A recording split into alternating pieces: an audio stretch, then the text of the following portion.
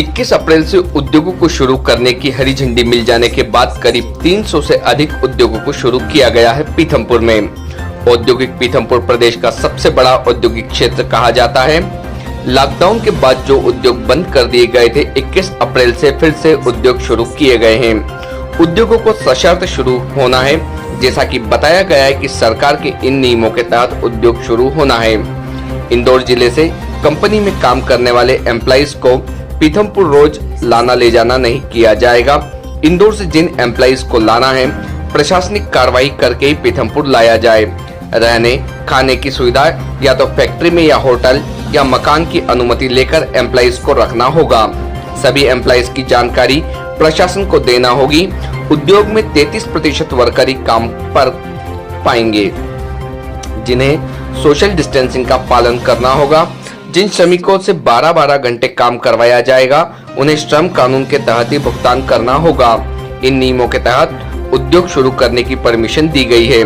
सभी श्रमिकों को स्टाफ का मेडिकल प्रशिक्षण होने के बाद ही काम पर लिया जाएगा। पीथमपुर करीब 300 उद्योग शुरू कर दिए गए हैं, बाकी उद्योग शुरू और होने वाले हैं, लेकिन इनमें से एक भी उद्योग किसी भी नियम का पालन नहीं कर रहे हैं। स्थानीय प्रशासन इस ओर कोई ध्यान देने को तैयार नहीं है। आपको बता दें, पीथमपुर के 3 से 4 उद्योगों में कोरोना संक्रमित मरीज मिल चुके हैं। इसके बाद भी प्रशासन ने उद्योगों को सील नहीं किया। हालांकि उनकी काउंटिंग इंदौर में हुई है, लेकिन उनकी कॉन्ट्रैक्ट हिस्ट्री अगर देखी जाए तो पीथमपुर के इन्हीं उद्योगों में वह लोग काम करते थे। बावजूद इसके प्रशासन सतर्क नहीं दिखाई दे रहा। अब ऐसे में सवाल लाजमी है कि क्या पीथमपुर में कोरोना संक्रमित मरीजों की संख्या बढ़ती है तो ऐसी स्थिति में पीथमपुर में काम करने वाले श्रमिकों को संभाल पाना संभव होगा? शायद नहीं। अब भी वक्त है, अगर प्रशासन इस ओर ध्यान नहीं देता है तो आने वाले समय में स्थिति काफी भयावह होगी। सर, पीथमपुर की फैक्ट्री अपन ने गाइडलाइन के हिसाब से चालू करने की प्रोसेस हुई है, उनको आदेश हुआ है आपके यहाँ से। सर, किन आदेशों पे पहले तो उनको चालू करनी है? इसमें जैसे आप जानते हैं कि फर्स्ट फेज ऑफ लॉकडाउन जो 14 अप्रैल तक था, उसमें थोड़े एसेंशियल जो फैक्ट्रीज था उनको जो परमिशन देने के आदेश थे, उसमें निर्देश थे, जिसमें हमारे जो फार्मास्यूटिकल इंडस्ट्री और फूड प्रोसेसिंग इंडस्ट्री, इनको परमिट किया गया था। और अभी सेकंड फेज ऑफ लॉकडाउन जो 15 अप्रैल से शुरू हुआ है, 3 मई तक है, इसमें भी जो अगर इंडस्ट्रियल एस्टेट के रूप में जो अपना पीथमपुर है और रूरल एरियाज में जो इंडस्ट्रीज है, इनको भी चालू करने के निर्देश थे स्थानीय परिस्थितियों को देखते हुए।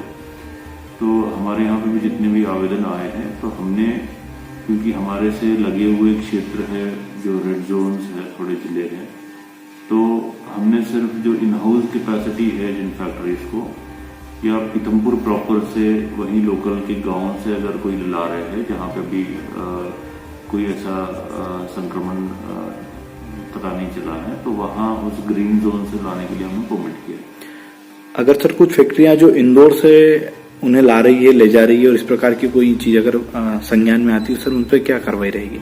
इन पे डेफिनेटली हम लोगों ने परमिशन में ही उसको उल्लेखित किया है कि इंदौर से किसी को हम अलाउ नहीं करेंगे। और फर्स्ट फेज जो फार्मास्यूटिकल कंपनीज है जो पहले इंदौर से ला रहे थे, उनमें भी ये बताया गया है कि वो इंदौर एडमिनिस्ट्रेशन से हम लोग अप्रूवल लेके ही कि उनके अगर कंटेनमेंट एरिया से आते हैं तो बिल्कुल अलाउ नहीं करते, उनके ग्रीन जोन से आते हैं तो अलाउ करते हैं, और हम क्रॉस चेक कर रहे हैं। आज जैसे हमारे मीडिया के माध्यम से कुछ वीडियो जारी हुए हैं, उनमें दिख रहा है कि सोशल डिस्टेंसिंग और किसी प्रकार के पालन नहीं करते हैं, तो ऐसे लोगों पर भी कार्रवाई क्या की जाएगी क्या? डेफिनेटली हम लोगों ने जैसे इसको एक कंडीशनल परमिशन दिया है कि जितने भी मिनिस्ट्री ऑफ होम अफेयर्स का जो ऑर्डर था, उसमें एनेक्सर 2 में सारे एसओपी मेंशन है कि क्या क्या कंपनीज को क्या क्या कार्रवाई करनी है। सोशल डिस्टेंसिंग की कार्रवाई करनी है, हर लेबरर का जो जांच की कार्रवाई करनी है, उनको ट्रांसपोर्टेशन अरेंज करनी है। ट्रांसपोर्टेशन में भी बसेस अरेंज करते तो एक सीट पे पूरे उस पे एक ही व्यक्ति को बिठाना है। ये सारे एसओपी उनको जारी किया गया था और उसमें कोई उल्लंघन करते हुए पाया जाता है।